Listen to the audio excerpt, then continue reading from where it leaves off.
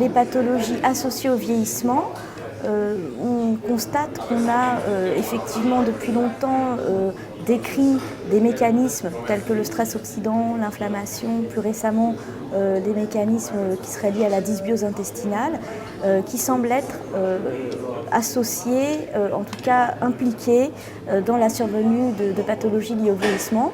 Et de ce fait, l'alimentation a sans doute une place extrêmement importante puisqu'elle modifie, elle joue très directement sur tous ces facteurs biologiques.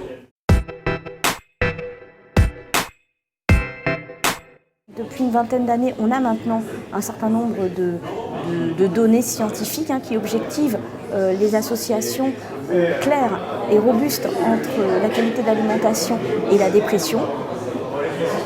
Mais effectivement, en termes de politique de santé publique et en termes de soins, on est encore très loin de la mise en place automatique d'un conseil nutritionnel en consultation de psychiatrie par exemple. Il y a aujourd'hui maintenant des études scientifiques qui objectivent très clairement le danger d'un trop gros apport en acides gras trans sur le développement cérébral de l'enfant. Ça, c'est montré. On a également énormément de recommandations sur l'alimentation de la femme enceinte, sur l'importance d'apport en oméga 3, sur le développement, en tout cas la prévention de pathologies au sein de populations qui sont à risque. Voilà. Si on se restreint qu'à l'alimentation, ça serait, je pense pas. L'idée, c'est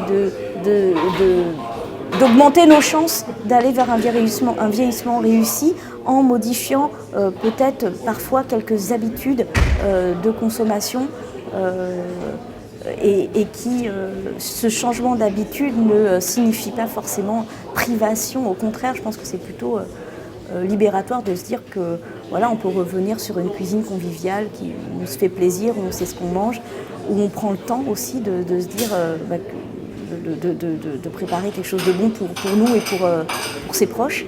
Donc c'est plutôt ces messages-là qu'on a envie de promouvoir, avec toujours en tête qu'il y a des aliments qu'il vaut mieux éviter de consommer en trop grande quantité.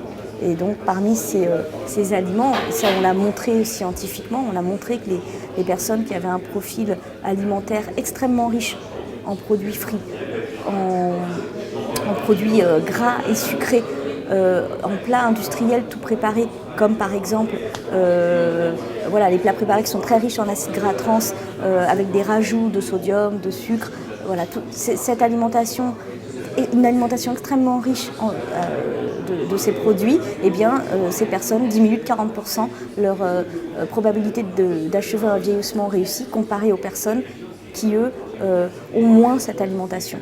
Donc voilà, en épidémiologie, il faut toujours garder en mémoire qu'on est dans le relatif, on compare, voilà. Et c'est une relation indépendante dans laquelle on a pris en compte l'hétérogénéité des facteurs. Donc on voit quand même que l'alimentation a une place importante.